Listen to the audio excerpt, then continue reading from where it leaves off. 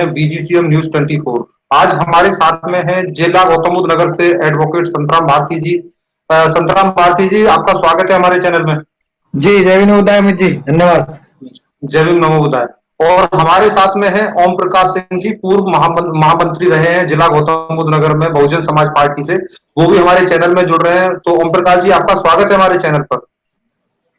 धन्यवाद आदरणीय अमित अम्बेडकर जी, आपका और बीजीसीएम न्यूज 24 का दोनों का बहुत बहुत धन्यवाद। और आपको जय भीम नमो बुद्धाय और सभी हमारे इस चैनल के माध्यम से सुनने वाले बहुजन मूवमेंट के सभी शुभचिंतकों को भी मेरा जय भीम। जी जी, बहुत बहुत शुक्रिया आपका। और जैसा कि ओम प्रकाश जी, आपसे मेरा पहला सवाल है, हम बात समाज को संगठित करने की करते हैं और बाबा साहब के मिशन मूवमेंट को लेकर के चलते हैं। तब जब हमारे देश में बाबा साहब द्वारा बनाई गई राजनीतिक पार्टी आरपीआई मौजूद थी, तो मान्यवर जी ने अलग राजनीतिक पार्टी बहुजन समाज पार्टी क्यों बनाई? मान्यवर कांशीराम साहब अपनी पूना में सर्विस के दौरान जब बहुजन मूवमेंट से जुड़े और बाबा साहब डॉक्टर अम्बेडकर को पढ़ा और जब जुड़े और उन्होंने नौकरी छोड़ी, तो सबसे पहले बाबा साहब के राजनीतिक संगठन आरपीआई से जुड़े। और आरपीआई में उनका अपना व्यक्तिगत कोई प्रभाव और हैसियत नहीं थी, और जो आरपीआई की लीडरशिप थी वो उनके पीछे काम कर रहे थे। और उन्होंने आहिस्ता आहिस्ता धीरे धीरे उन्होंने देखा कि जो रिपब्लिकन पार्टी ऑफ इंडिया थी, जिसको चलाने वाले लोग बाबा साहब डॉक्टर अम्बेडकर के अनुयायी थे, लेफ्टिनेंट थे, वो लोग उस पार्टी को अपने हित में पूरी तरह से खींचतान में लगे हुए थे। जैसे 57 में 1957 में आरपीआई बाबा साहब की इच्छा के अनुरूप गठित हुई, तो उन नेताओं में जो स्वयं स्वार्थ सिद्धि की जो पहला जो घटना हुआ वो सन 1959 में हुआ, जिसमें सबसे पहले 1959 में मई में एडवोकेट बीसी कामले ने एक अलग गुट बना लिया, जिनके साथ दादा बाबू हरिदास आंवले जी, दादा साहेब रूपबते, ये 3-4-5 लोग उधर चले गए। उसके बाद धीरे धीरे फिर अगला गुट आरडी भंडारे एडवोकेट थे, उन्होंने भी एक अलग गुट बनाया और वो भी फिर कुछ दिन बाद कांग्रेस में शामिल हो गए। और पार्टी के जो मूल अध्यक्ष, जो सबसे पहले अध्यक्ष थे एन शिवराज जी, उनका निधन 64 में हो गया। दादा साहब गायकवाड़ साहब अध्यक्ष बने मूल संगठन के। उसके बाद फिर नाराज होकर के बीपी मौर्य जी, जो उत्तर प्रदेश से थे, वो कांग्रेस में चले गए। संगप्रिय मौर्य जी भी कांग्रेस में चले गए, उसमें सॉरी भारतीय जनता पार्टी अब है, पहले जनसंघ थी, जनसंघ में चले गए। तो धीरे धीरे आरपीआई को वहां जो लीडरशिप थी उन्होंने अपने अपने गुटों में बांट लिया। एक गुट उधर दलित पैंथर के रूप में जो आक्रामक जो युवा जो था, उन्होंने एक अलग दलित पैंथर बना लिया। और इस तरह से आरपीआई के लगभग 6-7-8 टुकड़े उधर साहब के देखते देखते हुए। और कांग्रेस के जो मंशा थी वो बहुजन मूवमेंट को खत्म करने के लिए कांग्रेस ने कुछ लोगों को अपने अंदर शामिल कर लिया, कुछ को बाहर रह करके टुकड़ों में बांट करके राजनीति करने लगे। तो मान्यवर कांशीराम साहब को लगा कि अब ये लोग स्वयं अपने आप को सेटल करने में, एमएलए एमपी बनने में लग गए हैं, बाबा साहब के मूवमेंट को चलाने में इनका कोई इंटरेस्ट नहीं है।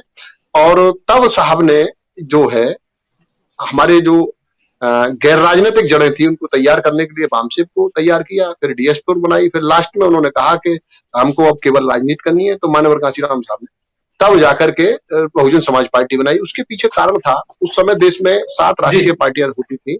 7 राष्ट्रीय पार्टियों में से 6 राष्ट्रीय पार्टियों के जो सम्मानित अध्यक्ष होते थे, राष्ट्रीय अध्यक्ष, वो एक वर्ग विशेष से थे, अर्थात ब्राह्मण लोग थे। एक पार्टी के इंद्रजीत गुप्त थे, जो सीपीआई थी। तो उन्होंने देखा कि सारी की सारी पार्टियों के लोग 6 के साथ चाहे सरकार में ये आ जाए चाहे वो आ जाए, लेकिन उनके पास जो देश की बहुसंख्यक आबादी है, जिसको साहब ने बहुजन समाज के रूप में इकट्ठा किया, उनके हित और कल्याण के लिए, उनके हितों की रक्षा के लिए उनके पास कोई पॉलिसी नहीं थी, उनकी नीयत में खोट था। और उसका उदाहरण था 52 में काका कालेलकर बना और काका कालेलकर की रद्दी की टोकरी में डाल दिया। उसके बाद मंडल आयोग बना पिछड़ों के लिए, आर्टिकल 340 के अनुपालन में। तो काका कालेलकर के बाद मंडल कमीशन को भी कांग्रेस की और अन्य सरकारों ने ठंडे बस्ते में डाले रखा, चूंकि उनकी मंशाएं पिछड़े वर्ग के उत्थान के लिए, अनुसूचित जाति के लिए, बहुसंख्यक आबादी के लिए उनके पास कोई नीति नहीं थी, उनकी मंशा नहीं थी। और इसलिए साहब कांशीराम जी ने फिर अपने इस समाज को हर पहलू पे आगे बढ़ने के लिए, हर हर मतलब राजनीतिक क्षेत्र में, सामाजिक क्षेत्र में और शिक्षा में, नौकरी में, शासन में, प्रशासन में, सब क्षेत्रों में अपने समाज को पैरों पे खड़ा करने के उद्देश्य से उन्होंने ये देखा कि जब तक हमारा अपना पॉलिटिकल प्लेटफॉर्म नहीं होगा, हम स्वयं नहीं चलाएंगे, स्वयं हुक्मरान नहीं बनेंगे, तब तक हमारा कल्याण नहीं होगा। तब जाकर के मान्यवर कांशीराम साहब ने बहुजन समाज के हित में और हर स्तर पर बहुजन समाज को अपने पैरों पर खड़ा करने के मकसद से बहुजन समाज पार्टी का गठन बाबा साहब की जयंती के मौके पर 14 अप्रैल सन 1984 को किया। जी बिल्कुल। ओम प्रकाश जी, आपसे जैसा कि बात करते हैं कि मान्यवर कांशीराम जी का जन्म पंजाब में हुआ और पंजाब से चल करके उन्होंने आकर बहुजन समाज पार्टी को उत्तर प्रदेश में आकर के खड़ा किया। तो मान्यवर कांशीराम जी ने उत्तर प्रदेश में आकर ही बहुजन समाज पार्टी का नेतृत्व किया, ऐसा क्यों किया गया?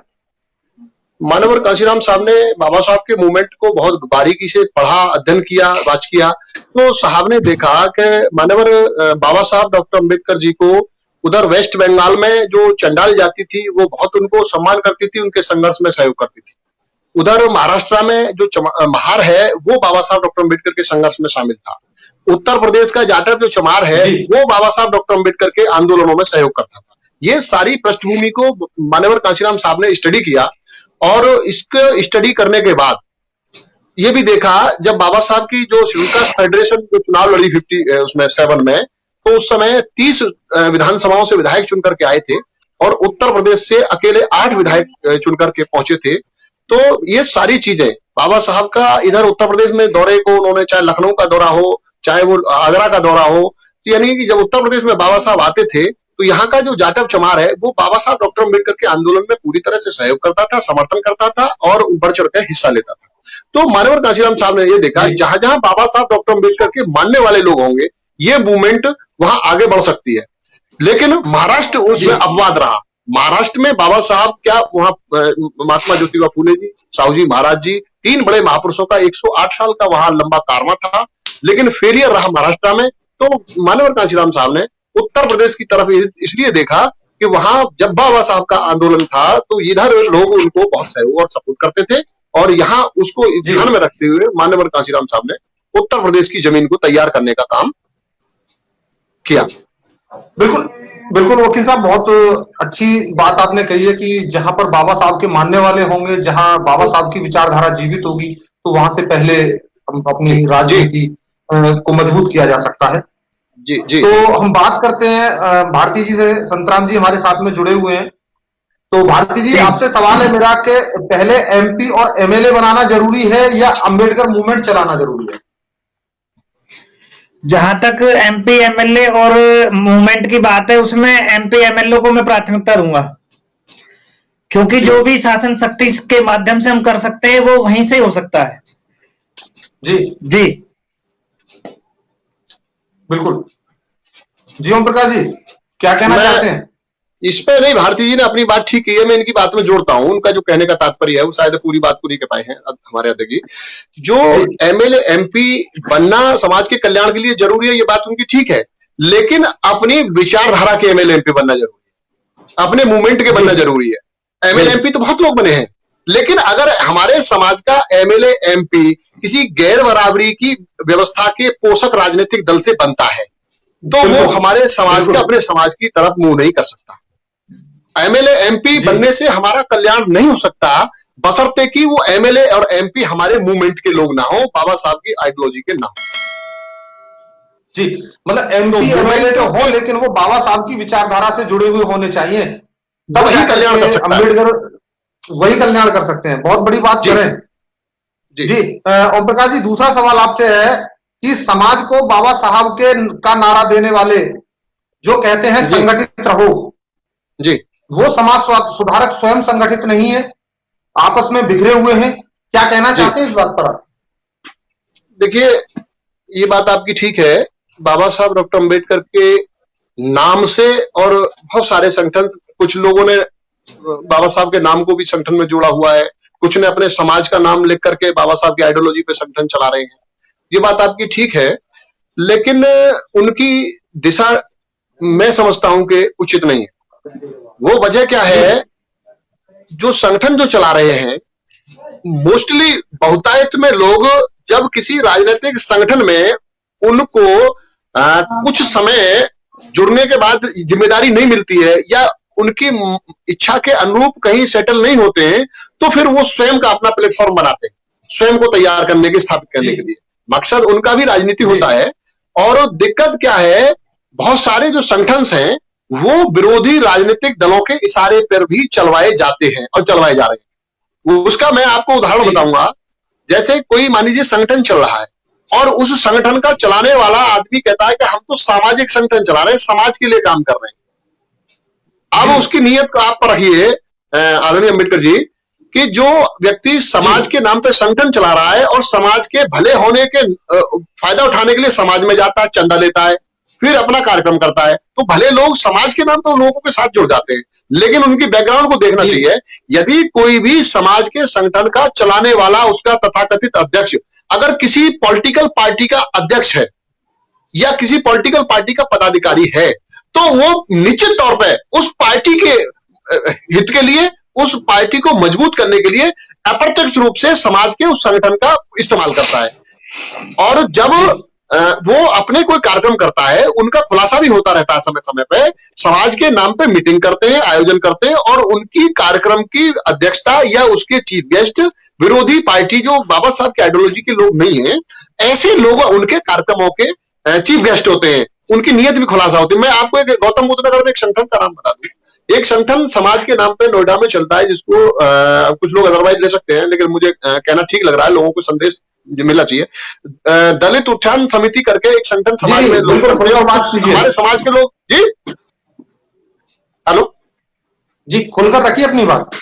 हाँ, नहीं, जो दलित उत्थान समिति एक नोएडा में चलती है, बहुत सारे साथी जानते हैं। कुछ भले लोग जो समाज के हैं वो ये उसके पीछे चढ़ते हैं, उनको चंदा देते हैं कि नहीं, ये तो समाज की बैठक हो रही है, समाज का काम हो रहा है, ये जयंती के काम कर रहे हैं, इनको बाबा साहब की जयंती मनानी है। लेकिन उस संगठन के जो सम्मानित, जो चलाने वाले, नेतृत्व कर रहे हैं हमारे साथी, वो पहले वो कांग्रेस पार्टी के पदाधिकारी होते थे। तो जब वो संगठन की बैठक करते थे तो कांग्रेस के नेता देवी दयाल उनके कार्यक्रम में आते थे, और अब उनके जो लीडर हैं वो भारतीय जनता पार्टी के किसी मोर्चे के महासचिव शायद हैं। तो अब वो पार्टी के, भाजपा के पदाधिकारी होंगे और समाज में उस संगठन के नाम पर समाज के लोगों से चंदा लेंगे, तो उसका पॉलिटिकल फायदा तो भाजपा को पहुंचाएंगे ना। तो ऐसे जो संगठन हैं वो उनके दूसरे लोगों के पूरी तरह से खुल्लम खुल्ला इशारे पे अप्रत्यक्ष रूप से भले लोगों को बहकाने का काम कर लेते हैं। ये दिक्कत है, उनको समझना चाहिए। समाज के लोगों को ऐसे लोगों से सावधान रहने की जरूरत जी। जैसा कि वकील साहब, देश भर में अनेकों संगठन, अनेकों जन आंदोलन बाबा साहब के नाम पर चल रहे हैं और जागरूक किया जा रहा है समाज को, लेकिन उसके चलते भी बहुजन समाज पार्टी इस समय अपने एमपी और एमएलए कम करती जा रही है। क्या कारण है इसका? देखिए, ये राजनीति में उतार चढ़ाव आता रहता है, और अभी हमारा जो बीएसपी की आप बात कर रहे हैं, आज जो रूलिंग पार्टी है भारतीय जनता पार्टी, उसकी क्या हालत रही है 17-18 साल उत्तर प्रदेश में, लोगों ने देखा है। हमारे गौतम बुद्ध नगर में जेवर विधानसभा की सीट आती है, उस सीट पर 2012 के चुनाव में भारतीय जनता पार्टी के प्रत्याशी की जमानत जब्त हुई थी, केवल 6300 वोट आए थे। तो ये समय है जी, तो समय उतार चढ़ाव आता रहता है। जो देश की जनता है कुछ धोखेबाजी से लोगों के पीछे लग जाती है, और जो जहां तक जागृत करने की बात है, एक जो बाबा साहब डॉक्टर अम्बेडकर की आइडियोलॉजी है। मेरी बात ओम प्रकाश जी, मेरा सवाल दूसरा है। जो सामाजिक संगठन काम कर रहे हैं, अनेकों सामाजिक संगठन देश में काम कर रहे हैं, बाबा साहब के मूवमेंट को लेकर के चल रहे हैं, और उसके बाद भी जो देश भर में एक बहुजन समाज की राजनीतिक पार्टी बीएसपी है जी, जब सामाजिक संगठन बाबा साहब के नाम पर काम कर रहे हैं और उसके बावजूद भी बहुजन समाज पार्टी जो अंबेडकर विचारधारा के साथ चलती है, वो अपने एमपी और एमएलए कम करती जा रही है। मेरा सवाल यह है आपसे, उसके मतलब जो सामाजिक संगठन है उनके बीच में और राजनीतिक संगठन के बीच में क्या, किस प्रकार की गतिविधियां होनी चाहिए, या किस प्रकार की अंडरस्टैंडिंग नहीं है अभी दोनों के बीच में? देखिए, मैंने अभी कहा बहुत सारे संगठन विरोधी पार्टियों के इशारे पर चलवाए जा रहे हैं। मैंने अभी आपको 2 टूक बताया। जिस संगठन का नेता किसी भाजपा जैसी या कांग्रेस पार्टी का पदाधिकारी होगा, तो वो उस पार्टी की वकालत करेगा, उसको फायदा पहुंचाने का काम करेगा। तो विरोधी पार्टियों ने किस्म किस्म से अपने लोगों को मानवर कांशीराम साहब की जो किताब है चमचा युग, उस चमचा युग के प्रोडक्ट बड़े पैमाने पर तैयार हो चुके हैं, उनका मूल्य बढ़ गया है। दूसरी बात, एक जो बाबा साहब की इस देश में पूरे में जो विचारधारा की जो समता, मैत्री, भाईचारा और सामाजिक न्याय की जो राजनीतिक पार्टी है वो बहुजन समाज पार्टी। तो बहुजन समाज पार्टी का जय भीम एक स्लोगन है, आप देखते हैं जब कार्यक्रम शुरू होते हैं जय भीम जय भारत इसका नारा है। अब जो विरोधी पार्टियों ने जो कुछ संगठन अपने चलवाए, जो आक्रामक लोग हैं वो कहीं भी कूद जाते हैं, कहीं भी मूंछों में आंटा लगा लेते हैं, तो उनकी जो शैली है वो समाज में उस तरह की है। तो लोगों को ऐसा लगता है, जो दूसरे जो भाईचारे वाले लोग हैं, कि ये शायद इस बीएसपी का पार्ट है। तो उससे कहीं ना कहीं हो सकता है लोगों में ये भ्रम हो कि ये जो बहुत जो ताव लगा करके लोग आते हैं और कुछ भी कर देंगे, हम ये कर देंगे वो कर देंगे, तो जो वो भी जय भीम बोलते हैं, तो कहीं ना कहीं समाज के भले लोग इस बात से हो सकता है भयभीत हो कि ये बीएसपी का पार्ट है। लेकिन बीएसपी सामाजिक न्याय की बात करती है और सबके भाईचारा और समानता की बात करती है। हमेशा बीएसपी का स्टैंड रहा है समाज में सामंजस्य बनाना, भाईचारा बनाना। तो कुछ ऐसे लोगों की जो आक्रामक शैली है वो बीजेपी को फायदा पहुंचाने के लिए भी कुछ लोगों ने तैयार की है, उनके इशारे पर। जी ओम प्रकाश जी, मैं ये कहना चाह रहा हूं, जो सामाजिक संगठन काम कर रहे हैं और वो हिंदुत्व पर जब हमला करते हैं या हिंदुत्व की बात करते हैं या उनके जो महापुरुष हैं या उनके देवी देवताओं पर जो वार करते हैं, तो क्या इसका भी नुकसान राजनीतिक रूप से होता है? हाँ, इसका राजनीतिक नुकसान होता है। हमारे बहुत सारे सामाजिक संगठन जो है, धार्मिक संगठन है, वो खुल्लम खुल्ला मंचों के माध्यम, देखिए जो कैडर है आरएसएस का, जो कैडर है वो कहीं सड़क पे होता देखा आपने माइक से? नहीं करते वो। तो जो सामाजिक जो परिवर्तन की जो बात है, जो हमारे जो धार्मिक जो संगठन है, जो समाज में परिवर्तन चाहते हैं, उनकी नैतिक जिम्मेदारी बनती है कि वो जो मानवर कांशीराम साहब का जो तैयार करने का जो है, जो कैडर है जिसको कह सकते हैं, जो बंद कमरे का कैडर है, उनको बंद कमरे में अपनी बात रखनी चाहिए समाज में, जिससे कि राजनीतिक रूप से जो मामला है वो बहुत स्पष्ट है। बाबा साहब डॉक्टर अम्बेडकर 18 मार्च 1948 को लखनऊ गए थे। SC ST OBC के लोगों ने बाबा साहब का बतौर केंद्रीय मंत्री, मैं अपनी बात में समय लूंगा, लखनऊ में उनका स्वागत किया था और वहां गोविंद बल्लभ पंत जी उस समय मुख्यमंत्री थे। तो बाबा साहब ने उनको एक संदेश दिया था कि मैं आप लोगों से ये नहीं कहने आया हूं कि आप रोटी बेटी का रिश्ता करें। बाबा साहब अम्बेडकर का बयान है, मेरा नहीं है। तो उन्होंने कहा कि आप लोगों से मैं ये नहीं कह रहा आप रोटी बेटी का रिश्ता करें, लेकिन आप लोग राजनीतिक रूप से एक प्लेटफॉर्म पर इकट्ठे हो जाइए। जब आप राजनीतिक रूप से इकट्ठे हो जाएंगे तो आप ताकतवर हो जाएंगे, तो आप लोग हुक्मरान इस देश के, प्रदेश के हो सकते हैं। हमने बहुजन समाज को वोट का जो अधिकार बाबा साहब ने बड़ी मेहनत मशक्कत से जो दिया था, वो उनका मकसद ये था, ये वोट से आप लोग अपनी तकदीर बदल लें, अपने हित में इसका इस्तेमाल करें। और वोट के लेने के बाद ही बाबा साहब ने जो 1937 में प्रदेशों में जो चुनाव होने थे उस समय अंग्रेजी हुकूमत के दौरान, तभी बाबा साहब ने 1936 में स्वतंत्र लेबर पार्टी बनाई चुनाव लड़ने के मकसद से, और चुनाव लड़े भी। तो इनका मतलब ये भी था, जब तक हम लोग पॉलिटिकल भागीदारी नहीं रखेंगे तो समाज में भाईचारा भी नहीं बनेगा। अगर कोई आदमी वोट मांगने आएगा तो वोट के लिए उसे भाईचारा बनाना पड़ेगा, चाहे किसी भी जाति समाज का है। तो राजनीतिक एक ऐसी चीज है जिसमें भाईचारे से चलती है। हमसे वोट लेगा या हम किसी से लेंगे, तो इसलिए बाबा साहब का जो विषय था कि हमको राजनीतिक रूप से इकट्ठा होना चाहिए। जो समाज के जो भिन्न भिन्न टुकड़े हैं उन पे जो है उसको भाईचारे के हिसाब से, राजनीतिक रूप से जो उनके हक छीने गए हैं, अब तक जो उनको हक नहीं मिले, राजनीतिक, सामाजिक, आर्थिक, शैक्षणिक, इस विषय पर उनको जो साहब कांशीराम जी ने जो तैयार किया है, उस तरह से हमको तैयार करके पॉलिटिकल प्लेटफॉर्म के लिए तैयार करना चाहिए। और सामाजिक परिवर्तन जो संगठन हमारे कर रहे हैं उनका काम चलता रहना चाहिए, लेकिन भाईचारे की शैली में और मानवता की शैली में। तथागत बुद्ध ने कभी किसी व्यक्ति की आलोचना नहीं की, लेकिन बुद्ध आज भारत के बाहर बहुत बड़े पैमाने पर आप देख ही रहे हैं उनका। और बाबा साहब डॉक्टर अम्बेडकर ने भी अपनी बात को रखा और एक जाति विशेष की बात नहीं कही। बाबा साहब ने अछूत जो समाज था, भिन्न भिन्न जातियों में था, उनको कैटेगराइज किया, schedule caste, schedule tribes, OBC, यानी उन्होंने जोड़कर उसे बड़ा करने का काम किया। उसके बाद मानवर कांशीराम साहब उनको फिर सबको जोड़ करके बहुजन समाज बनाने का काम किया। लेकिन संगठन हमारे क्या करते, दी ग्रेड चमार, दी ग्रेड जाटव, ऐसे बोर्ड लगा, तो वो समाज में वो जो शैली है वो ठीक नहीं है। मतलब आप कहना चाह रहे हैं, अगर जो बाबा साहब ने या मान्यवर काशीराम साहब ने जो बहुजन समाज को एकत्रित किया था, अगर हम द ग्रेट चमार का नारा देते हैं तो एक कल को आकर के एक अपने आप को द ग्रेट धोबी कहेगा और कल को एक आकर अपने आप को द ग्रेट वाल्मीकि कहेगा, तो कहीं ना कहीं इससे जो बाबा साहब की मेहनत है और काशीराम साहब की मेहनत है वो बिखरती हुई नजर आएगी, ये कहना चाह रहे हैं?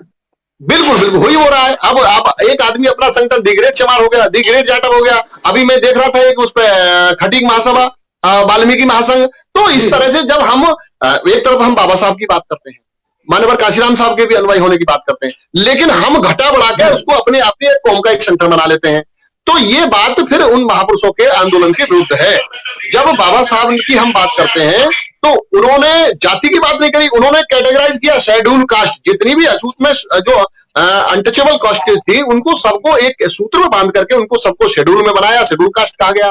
शेड्यूल कास्ट फेडरेशन बनाई, शेड्यूल कास्ट फेडरेशन से बाबा साहब की पार्टी उसके चुनाव भी लड़ा। तो शेड्यूल उन्होंने बड़ा समूह बनाया और उस समूह को हम छोटा कर रहे हैं बाबा साहब की जय भीम करके या उनका नाम लेकर के, उनका फोटो लगा करके, और हम दी ग्रेट चमार की बात करें, दी हम ग्रेट वाल्मीकि की बात करें, तो उनके मूवमेंट के ये खिलाफ है पूरी तरह से। फिर दूसरी मानवर काशीराम साहब ने तो उससे भी और आगे बाबा साहब के जो कारवां था, जो कैटेगरी में था, उन सब कैटेगरीज को उनको शेड्यूल कास्ट, बैकवर्ड और जो माइनॉरिटीज है, धार्मिक अल्पसंख्यक जिसमें जैन है, बौद्ध है, पारसी है, ईसाई है, मुस्लिम है, सारे जो माइनॉरिटीज के लोग हैं उनको सहित सबको एक बड़ी आबादी के रूप में उनको गठन करने का काम किया। लेकिन ये जो छोटे छोटे अपना अपना व्यक्तिगत जातिवाद का जो संगठन है, ये बाबा साहब डॉक्टर अम्बेडकर के, मानवर काशीराम साहब के बिल्कुल सिद्धांतों के, उनके मिशन और मूवमेंट के बिल्कुल कतई नुकसानदायक के खिलाफ है।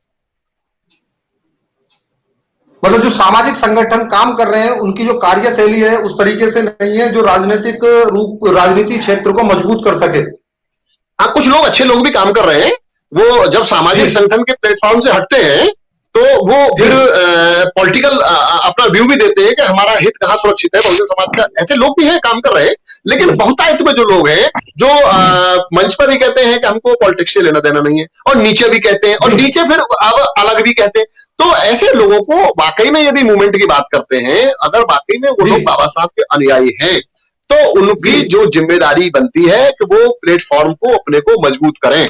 आज जैसे हिंदू युवा वाहिनी और बजरंग दल और दुनिया भर के जो हिंदुत्व को बढ़ावा देने वाली जो हमारी शाखाएं हैं, वो सब पॉलिटिकली वो बीजेपी के साथ खड़ी रहती हैं, बीजेपी के साथ हैं। उनको कभी बीजेपी से फायदा मिले ना मिले, लेकिन वो बीजेपी उनकी आइडियोलॉजी है, पॉलिटिकल प्लेटफॉर्म है।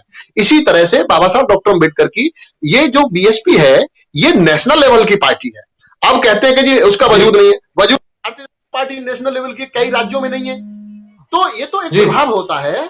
और कहीं कांग्रेस नहीं है, कहीं सीपीआई है, कहीं सीपीआई, लेकिन नेशनल लेवल का प्लेटफॉर्म होना ये बहुत मायने रखता है अपने आप में। नेशनल लेवल प्लेटफॉर्म इस देश में भारतीय जनता पार्टी और कांग्रेस के मुकाबले केवल और केवल बाबा साहब डॉक्टर अम्बेडकर की विचारधारा की बहुजन समाज पार्टी है, इसके अलावा कोई विकल्प नहीं है। और बीएसपी पूरे राष्ट्र का प्रतिनिधित्व है, राष्ट्रीय पार्टी है जिसको चुनाव आयोग मान्यता देता है 1996 से। बाबा साहब ने जो अपनी आरपीआई बनाई थी, उस आरपीआई में जो आरपीआई का जो चुनाव चिन्ह था वो ऊंट, वो हाथी था जी। बाबा साहब ने जो हाथी चुनाव चिन्ह लिया, उसका पीछे क्या कहानी है? उसके पीछे जहां तक मैंने पढ़ा है उसमें कहानी ये है कि जो हाथी है, जिस तरीके से हाथी को अपनी ताकत का अंदाजा नहीं है या एहसास नहीं है या पता नहीं है, उसी तरीके से बहुजनों को भी अपनी आवाज आ रही है आपकी जी, तो बहुजनों को भी अपनी शक्ति का आभास नहीं है, इसलिए उन्होंने जो है हाथी का चुनाव चिन्ह अपना चुनाव चिन्ह रखा जी। और तो मैं ओम प्रकाश जी से सवाल जानना चाहता हूं कि जो बाबा साहब ने आरपीआई का चुनाव चिन्ह हाथी रखा, वो समाज को अपनी ताकत का एहसास कराने के लिए हाथी रखा, या इस हाथी के पीछे बहुजन समाज का कोई इतिहास भी इस हाथी से जुड़ा हुआ है? जी ओम प्रकाश जी। जी देखिए, बाबा साहब डॉक्टर अम्बेडकर से विद्वान संसार के स्तर पर जो भी आप और हम समझते हैं जी, कानूनविद, समाजशास्त्री क्षेत्र में कोई रहा नहीं है। और बाबा साहब डॉक्टर अम्बेडकर के किसी विषय का विश्लेषण करना हमारी हैसियत नहीं, नंबर एक। बाबा साहब डॉक्टर अंबेडकर ने उसका पार्टी का जो चुनाव निशान हाथी तहिया किया था, तो वो बाबा साहब डॉक्टर अंबेडकर थे। जहां तक इस चुनाव चिन्ह की बात है, एक बार मान्यवर कांसीराम साहब ने, बीएसपी के जिम्मेदार कार्यकर्ता ने ये पूछ लिया साहब से, तो कि साहब इसका नीला झंडा और हाथी निशान बीएसपी का क्यों है? तो साहब ने उसको उत्तर दिया कि बीएसपी का नीला झंडा हाथी निशान क्यों है, अगर ये बात आपको पूछनी है तो ये बाबा साहब डॉक्टर अंबेडकर से पूछो। मेरे को इस पे अपना दिमाग नहीं लगाना है।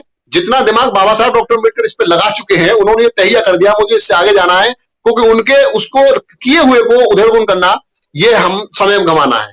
एक तो ये साहब का उत्तर था।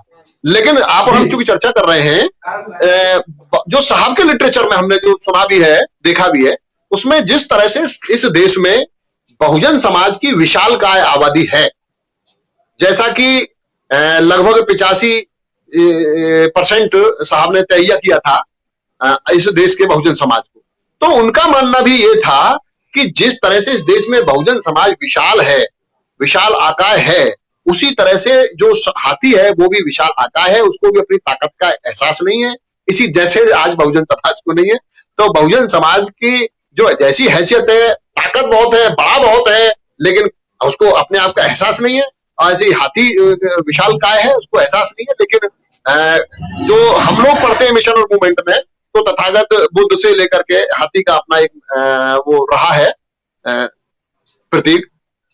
लेकिन बाबा साहब ने तहिया किया है, साहब ने उसको आगे बढ़ाया है, तो जरूर कोई ना कोई इस पे बहुजन समाज का वो रहा है इसका महत्व। जी, जैसा कि ओम प्रकाश जी, सोशल मीडिया पर आप देख रहे हैं कि जो बीजेपी के एक विधायक हैं राकेश राठौर, सीतापुर जी जी जी, सुन रहे तो अभी एक राजनीति गरमाई है, बहुत जबरदस्त है, और उनका कहना है कि जो अनुसूचित जाति, ओबीसी और एससी एसटी के जो लोग हैं, उनके जो अधिकारों का हनन हो रहा है, तो लगता है कि वो नींद से जाग चुके हैं और उन्होंने आवाज उठाई है। ये आवाज किस हद तक सही है?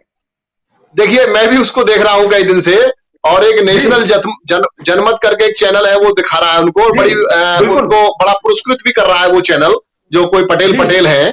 तो और आपने बड़ा अच्छा सवाल इस समय किया है।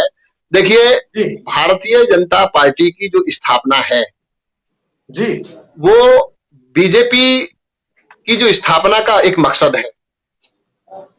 सौगंध राम की खाते हैं, मंदिर वहीं बनाएंगे जी, और हम राम राज्य स्थापित करने के लिए संकल्पित हैं, ये भाजपा कहती है जी। और भाजपा का कहना यह है कि हम इसको हिंदू राष्ट्र बनाएंगे।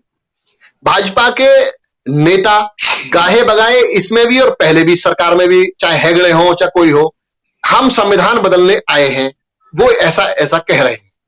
अब मैं इसके थोड़ी सी आपका समय लूंगा, इसकी पृष्ठभूमि में जाऊंगा। जो विधायक जी की जो आपने सीतापुर वालों की बात कही है कि पिछड़े समाज के लोगों के साथ हक तलफी हो रही है, नाइंसाफी हो रही है, वर्ग विशेष के लोगों को सरकार में जो सम्मानित किया जाता है, तो ये विधायक जी जो कह रहे हैं देर सवेर हो सकता, उन्होंने कहा तो बहुत ठीक है, लेकिन ये बात बहुजन समाज पार्टी और बहुजन समाज पार्टी के कार्यकर्ता आज से नहीं कह रहे, इसको स्थापना से पहले से कह रहे हैं। मैं ये बात पिछड़े समाज के लोगों को बता देना चाहता हूँ। बीच में एक सेकंड के रोकूं आपको, कहीं ऐसा तो नहीं है जब भारतीय जनता पार्टी में जो एससी एसटी के जो विधायक और एमपी एमएलए हैं, जब उनका कहीं ना कहीं शोषण होता नजर आता है, तब उन्हें एससी एसटी के लोगों के हकों की मतलब याद आने लगती है? मैं वही बताने जा रहा हूँ। पीछे सावित्रीबाई फुले भी थी और आज राठौर साहब का बयान है, मैं वही बताने जा रहा हूँ। देखिए, बीजेपी को जो ये राजनीति कर रहे नए तो है नहीं, और माननीय विधायक जी भी अभी कह रहे थे कि जी मेरी 53 साल की उम्र हो गई है और मैंने सब कुछ कर लिया है, मैं डरता नहीं। तो उनको ये अच्छी बात है, उन्होंने अब स्वीकार कर लिया है ये बात। मैं इस चैनल आपके माध्यम से बात में जो पटेल जी है नेशनल जनमत वाले, मैं उनको भी अवगत करा देना चाह रहा हूँ। वो बड़ा पुरस्कृत विधायक जी कर रहे हैं कि 403 विधायकों में से वो अकेला बहादुर विधायक है। देखिए, वो बीजेपी के विधायकों में काउंट करें, नंबर एक। बीजेपी का जो विधायक कैटेगरी है, शोषण की बात अगर कर रहा है तो उनको। दूसरी बात, भारतीय जनता पार्टी की जो मैं अभी चर्चा कर रहा था कि वो हिंदू राष्ट्र बनाना चाहती है। हिंदू राष्ट्र का मतलब है इस देश में अगर हिंदुत्व की बात करेंगे तो हिंदू के आधार पर वर्ण व्यवस्था लागू होती है। वर्ण व्यवस्था का मतलब है इस देश में जातिवाद की व्यवस्था लागू होती है, यानी कि गैर बराबरी की व्यवस्था लागू होती है। ये बात बीजेपी कहती है ना, तो इनको पता नहीं है विधायक जी को या बीजेपी पिछड़े लोगों को या शेड्यूल कास्ट के लोगों को कि बीजेपी क्या कहती है, क्या चाहती है। वो हिंदू राष्ट्र बनाना चाहती है, यानी वर्ण व्यवस्था लागू करना चाहती है, यानी कि गैर बराबरी की व्यवस्था को कायम करना चाहती है, राम राज्य लाना चाहती है। राम राज्य में जो वो तुलसीदास जी की जो कहानी पढ़ रहे थे विधायक जी, उनको पता है राम राज्य क्या था। तो जब ये पिछड़े लोग जो आज अब जो बात कह रहे हैं, ये तो बीजेपी का एजेंडा है, ये तो बीजेपी की सोच है। और ये बात इनको मैं आपको पीछे ले जाऊंगा। 1989 में जब देश में लोकसभा का चुनाव हुआ, तो भारतीय जनता पार्टी ने जनता दल के साथ गठबंधन करके देश में चुनाव लड़ा लोकसभा में। उस समय श्री विश्वनाथ प्रताप सिंह के नेतृत्व में जनता दल की सरकार बननी थी, लेकिन उस सरकार को वो अल्पमत में रह गई और हमारे बहुजन समाज पार्टी से 3 मेंबर पार्लियामेंट चुन करके आए। तो वीपी सिंह जी ने मानवर कांशीराम साहब के सामने भी ये प्रस्ताव रखा कि आप हमारी केंद्र में सरकार को समर्थन कर दीजिए, हम आपको तीनों के तीनों मेंबर पार्लियामेंट को मिनिस्ट्री दे देंगे। तो मानवर कांशीराम साहब ने कहा कि भाई समर्थन हम आपको कर देंगे, लेकिन मिनिस्ट्री नहीं लेंगे। मानवर कांशीराम साहब ने शर्त लगाई। क्या शर्त लगाई? साहब जो आंदोलन कर रहे थे उस समय, जो आंदोलन पिछड़े समाज के लोगों को करना चाहिए था कि मंडल कमीशन की रिपोर्ट लागू कराने के लिए, लेकिन कोई भी पिछड़े समाज का नेता उस मंडल कमीशन की बात नहीं कर रहा था। कल्याण सिंह जी भाजपा के नेता थे, वो अयोध्या की बात कर रहे थे। साक्षी महाराज वो जो पिछड़े समाज के आते हैं, वो अयोध्या की बात कर रहे थे। जो बीजेपी में उमा भारती जी हैं, पिछड़े समाज से आती हैं, वो मंदिर की बात कर रहे थे। विनय कटियार जी थे, वो भी उसकी बात कर रहे थे। यानी कि इवन देन सारा पिछड़ा समाज के लोग अयोध्या की बात तो कर रहा था, लेकिन पिछड़ों की बात नहीं कर रहा था। मानवर कांशीराम साहब ने वीपी सिंह जी को कहा कि हम आपको समर्थन दे देंगे, आपके सामने हमारी 3 शर्तें होंगी। नंबर 1, आप बाबा साहब डॉक्टर अंबेडकर को भारत रत्न से सम्मानित करेंगे। नंबर 2, आपको जो मंडल कमीशन की रिपोर्ट जो पेंडिंग में पड़ी है, आपको उस रिपोर्ट के आधार पर पिछड़ों के हित में आपको जो है काम करना होगा, रिपोर्ट लागू करनी होगी। तीसरी शर्त होगी, जो सोमनाथ से जो अयोध्या के लिए जो रथ यात्रा आदरणीय अडवाणी जी लेकर चल रहे थे, कि इससे समाज में जो सांप्रदायिकतावाद की जो अंदेशा था, जो देश में आग लगने की संभावनाएं थी समाज में भेदभाव की, तो उस रथ यात्रा को रोकने के लिए 3 शर्तें बहुजन समाज पार्टी के सम्मानित राष्ट्रीय अध्यक्ष मानवर कांशीराम साहब ने उस समय दी। वीपी सिंह ने 3 शर्तों को मान लिया। सबसे पहला काम उन्होंने भारत रत्न से बाबा साहब को सम्मानित करने का कर दिया। अब जो मंडल कमीशन रिपोर्ट लागू करने की जो बात थी, उस पर वीपी सिंह जी इधर सुनते उधर निकालते। मानवर कांशीराम साहब ने उस पर आंदोलन चलाया कि मंडल कमीशन लागू करो वरना कुर्सी खाली करो। पूरे देश में बहुजन समाज पार्टी के नेतृत्व में मानवर कांशीराम साहब ने, आदरणीय बहन जी ने यह आंदोलन चलाया कि मंडल कमीशन लागू करो वरना कुर्सी खाली करो। ये आंदोलन के तहत साहब ने वीपी सिंह की सरकार को बताया कि आपने हमको वादा किया है, आपको मंडल कमीशन की जो पिछड़े समाज के जो हित में जो काम करने वाली रिपोर्ट है, उसको आपको लागू करना पड़ेगा। तो और मानवर कांशीराम साहब के दबाव में जनता दल के केंद्र की सरकार वीपी सिंह ने, जो पिछड़ों की जो आबादी 54% लोगों को साहब के बीएसपी के दबाव में, मानवर कांशीराम साहब बहन कुमारी मायावती जी के दबाव में 54% लोगों के साथ नाइंसाफी उस समय भी हुई, उनको केवल 27% आरक्षण दिया गया। यानी कि जो 54 लोग हैं वो 27 में गुजारा करेंगे।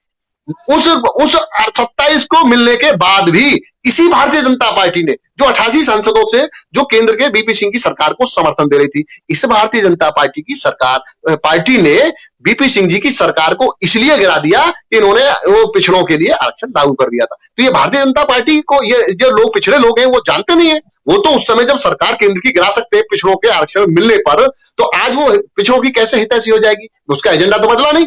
उसका राम मंदिर निर्माण, हिंदू राष्ट्र बनाना, एजेंडा तो अमित जी उसका चेंज नहीं हुआ, एजेंडा तो वही है। तो इनको पता नहीं है, लेकिन चूंकि इनको अपने आप को एमएलए और एमपी बनाना था, इसलिए अपने आप को एमएलए एमपी बनाने की नीयत से अपने भोले भाले समाज को इन्होंने बीजेपी का पिछलग्गू बना दिया। अब बहुत सारे लोग जो बोलते हैं, अब वो उनका निजी, अब पार्टी के भीतर उन्होंने क्या झेला है, लेकिन समाज की अगर चिंता होती तो उस भारतीय जनता पार्टी में समाज को पिछलग्गू नहीं बनाते, जिसने पिछड़े समाज के लिए भारतीय जनता पार्टी ने केंद्र सरकार को जो पिछड़ों के 340 के मंडल कमीशन की रिपोर्ट को लागू करने पे केंद्र की वीपी सिंह सरकार को जो गिरा दिया था बीजेपी ने, वो बीजेपी उसी समय उसको तय हो गया था कि पिछड़ा वर्ग की विरोधी है। तो ऐसे में आज कैसे सहूलियत हो सकती है? तो ऐसे लोगों को, जो समाज को नुकसान करने का जो योगदान रहा है, वो पिछड़े और दलित समाज के उन नेताओं का है, जिन्होंने अपने एमएलए एमपी बनने के लिए अपने समाज को भारतीय जनता पार्टी का पिछलग्गू बना दिया। अब कह रहे हैं, अब वो सहानुभूति है कि साहब हमारा समाज तो कम से कम तो रहा है, भाई आपको पता थी पिछड़ों की और शेड्यूल कास्ट की हमेशा विरोधी है, उसका एजेंडा ये है। अब आप कह रहे हैं तो ब्राह्मणों, भाई वो तो कहती है कि हम हिंदू राष्ट्र बनाना चाहते हैं, उसका एजेंडा है, तो अब इसमें नई बात कहां से आ गई? ओम प्रकाश जी, बीच में सवाल चाह रहा हूं, अगर भारतीय जनता पार्टी हिंदू राष्ट्र बनाती है तो ओबीसी जो समाज है वो किस कैटेगरी में आकर के खड़ा हो जाएगा फिर? अब तो उनको, जब वो हिंदू धर्म में, तो उनको पता रहनी चाहिए कि अगर हिंदू राष्ट्र होगा तो वर्ण व्यवस्था होगी, वर्ण व्यवस्था होगी तो ब्राह्मण क्षत्रिय वैश्य के बाद शूद्र होगा, शूद्र में अब आजकल SC ST OBC होते हैं। जी, मतलब भारतीय संविधान जिसको ओबीसी कहता है उसी को जो हिंदू राष्ट्र है, जो वर्ण व्यवस्था है, उनको शूद्र कहती है, और वो उसको शूद्र कहता है, वो उसको कहता है, और शूद्र होने के नाते उनके वही पुरानी व्यवस्था लागू होगी जिसके चलते ना तो उन्हें हक और अधिकार मिलेंगे और उनका शोषण होना शुरू हो जाएगा। और इस जो आवाज उठाने का काम है केवल अंबेडकरवादी विचारधारा के जो लोग हैं, जो बाबा साहब को मानते हैं, वो ही लेकर के चल रहे हैं, जिसके चलते भारतीय संविधान आज भी देश में अडिग है। क्या कहना चाहते हैं? देखिए, जो हाँ, उस गैर बराबरी की जो व्यवस्था है, जो वर्ण व्यवस्था जो है गैर बराबरी की, जातिवादी, उस व्यवस्था के खिलाफ समय समय पर बहुजन समाज में, खासकर तो वैसे पिछड़े समाज के लोगों ने बड़ा योगदान दिया है, लेकिन पता नहीं आज का जो पिछड़ा समाज है वो अपने पिछड़े समाज के महापुरुषों को नहीं पढ़ रहा है। छत्रपति साहू जी महाराज जो महाराष्ट्र से आते हैं, उन्होंने पिछड़े समाज के लिए सबसे पहले आरक्षण के वो जनक भी कहे जाते हैं। अपनी हुकूमत में उन्होंने अपनी रियासत में 50% आरक्षण साहू जी महाराज जी ने शुरू किया था इस देश में। और महात्मा ज्योतिबा फुले जो माली सैनी समाज से आते हैं, वो भी पिछड़े समाज के आते हैं, लेकिन पिछड़े समाज के लोग उनको ना तो जो नेता जो पढ़ गए उनको पढ़ाना नहीं चाहते, और समाज के लोग भी नहीं पढ़ रहे। पिछड़े समाज के लोगों ने आंदोलन की शुरुआत की है, साहू जी महाराज, छत्रपति साहू जी महाराज और महात्मा ज्योतिबा फुले। उसके बाद इनको गुरु मानते हुए, महात्मा ज्योतिबा फुले को अपना गुरु मानते हुए बाबा साहब डॉक्टर अम्बेडकर ने इस काम को आगे बढ़ाया और अंग्रेजी हुकूमत ने बढ़ाया। वो बाबा साहब डॉक्टर अम्बेडकर गैर बराबरी की व्यवस्था के खिलाफ थे, समानता की बात करते थे, भाईचारे की बात करते थे, मनुष्य समान है, और इसीलिए वोट का जो अधिकार है वो राष्ट्रपति की वोट भी एक गिनी जाती है और खेत काटने वाले मजदूर की वोट भी एक गिनी जाती है। तो बहुजन मूवमेंट है, जो बाबा साहब का जो मूवमेंट है, वो समानता का, भाईचारे का, बंधुत्व का और सामाजिक न्याय का है, और उसके अलावा इस देश में दूसरा कोई मूवमेंट नहीं। जी, सामाजिक और भाईचारे। हमारे साथ में संतराम जी हैं, और संतराम जी भी काफी समय से बहुजन समाज पार्टी से जुड़े हुए हैं, और बहुजन समाज पार्टी हमेशा से सर्वजन हिताय, सर्वजन सुखाय की बात करती है। लेकिन मान्यवर काशीराम साहब जब तक बहुजन समाज पार्टी में रहे तब तक जो आंदोलन थे, जो सर्वजन समाज को जोड़ करके चलते रहे, लेकिन वर्तमान में जो समाज है वो इस समय बीएसपी से छुटता जा रहा है। क्या कहना चाहते हैं? जी अमित जी, ऐसा नहीं, सर्व समाज के लिए आज भी बीएसपी सर्व समाज के लिए ही काम करती है। अभी कुछ समय पहले ही मान्यवर जो हमारे जो सुरेश कश्यप जी हैं, उनको एमएलसी बनाया गया है बहुजन समाज पार्टी के माध्यम से। और जब हम लोग सरकार सत्ता में, शासन सत्ता में थे 2007 से 12 वाले जो थे हम लोग, उसमें आपने देखा था कि जो सर्व समाज के लोग थे उनको सभी को मंत्री बना करके उनका सम्मान किया गया है। ये केवल बहुजन समाज पार्टी में हुआ। जी। आज भी वही हो रहा है। आज भी मान्यवर जो सुरेश कश्यप जी को एमएलसी बनाया गया है, इससे पहले अजीत पाल जी थे, उनको राज्य मंत्री बनाया गया था उत्तर प्रदेश शासन सत्ता में, जब उत्तर प्रदेश में गवर्नमेंट हमारी काम कर रही थी। बीएसपी आज भी के लिए काम कर रही है। बिल्कुल। मैं ओम प्रकाश जी से सवाल चाहता हूं, 1964 से लेकर के 14 अप्रैल 1984 बीएसपी की स्थापना होने तक मान्यवर काशीराम साहब ने स्वयं सामाजिक आंदोलन चलाया, लेकिन वर्तमान में जो बहुजन समाज पार्टी की राष्ट्रीय अध्यक्षा हैं मायावती जी, वो हमेशा कहती हैं कि मेरा सामाजिक संगठन से हमारा कोई लेना देना नहीं है, भले वो अम्बेडकरवादी विचारधारा के साथ चल रहे हैं, और उन पर हमेशा तीखा हमला करती हैं।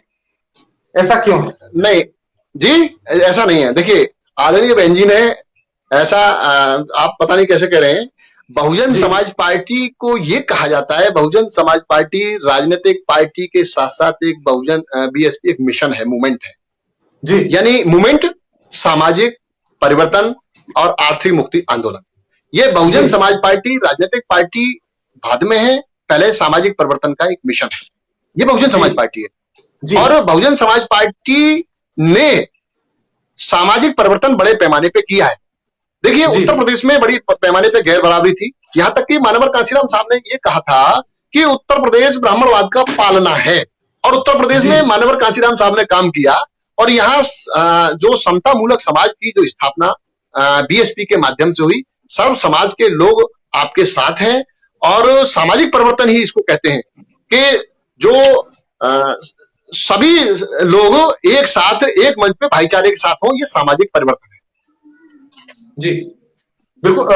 वकील साहब, ओम प्रकाश जी, और जो आपने सामाजिक संगठन पे तीखा प्रहार की जो बात करी, अभी देखिए बहन जी बहुत अनुभव, एक सेकंड में लूंगा आपकी, अभी जो कहा संगठन पे प्रहार, बहन जी बहुत अनुभवी दूरदर्शी लीडर हैं। बहन जी ने एक बात पार्लियामेंट में 2018 में कही थी, एक व्यक्ति के लिए कही थी कि आरएसएस और बीजेपी के लोगों ने सहारनपुर में हमारे समाज के एक संगठन को प्रयोग किया, इस्तेमाल किया, और उस संगठन के बारे में बहन जी ने कहा कि वो आरएसएस के हाथों खेल रहा है। तो ये क्या बहन जी ने गलत कहा था? आप आज देश के लोगों के सामने हो गया। वो पहले कहते थे कि हमारा राजनीति से कोई लेने देना नहीं है, हमारा सामाजिक संगठन है, हम पॉलिटिक्स में नहीं आएंगे, लेकिन आज क्या कर रहे हैं वो आप देख रहे हैं ना, क्योंकि उनका मकसद ही पॉलिटिक्स है। तो जो सावधान जो समाज को करती है बहन जी, वो बिल्कुल अपने अध्ययन के हिसाब से बिल्कुल सही कहती हैं, उनको सबको पता है कि किसका मकसद क्या है। ये कहना चाह रहे हैं, आप ये कहना चाह रहे हैं अगर बहन जी किसी बात पर, मायावती जी अगर किसी सामाजिक संगठन पर तीखा प्रहार करती हैं, तो कहीं ना कहीं उनकी जो गतिविधियां होती हैं वो समाज के हित में नहीं होती हैं, जिसके चलते मतलब मायावती जी को हमला करना पड़ता है, उन पर अपना तीखा प्रहार दिखाना पड़ता है। ये कहना चाहिए समाज को सावधान करती हैं, उनकी नीयत में खोट होता है, उनको बता देती हैं। बिल्कुल जी। अभी मैं आपको एक उदाहरण बताऊंगा, आपको एक सेकंड जी, आपको अभी मैं बोलूं। जी जी बिल्कुल।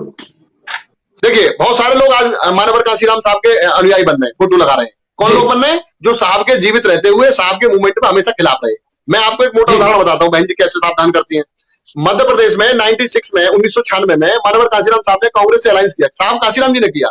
तो साहब कांशीराम जी के अलायंस के खिलाफ वहां का जो प्रदेश अध्यक्ष थे फूल सिंह बरैया, वो साहब से बगावत कर गए। उन्होंने एक अलग पार्टी बना ली, बहुजन संघर्ष दल, और 19 साल तक वो बहुजन समाज पार्टी से संघर्ष करते रहे बरैया जी, फूल सिंह बरैया जी। और 2019 के लोकसभा के चुनाव में वही फूल सिंह बरैया जिन्होंने मानवर कांशीराम साहब के खिलाफ बगावत इस बात को की थी कि कांग्रेस से इफेक्ट नहीं करना है, वो उसी कांग्रेस में शामिल हो गए।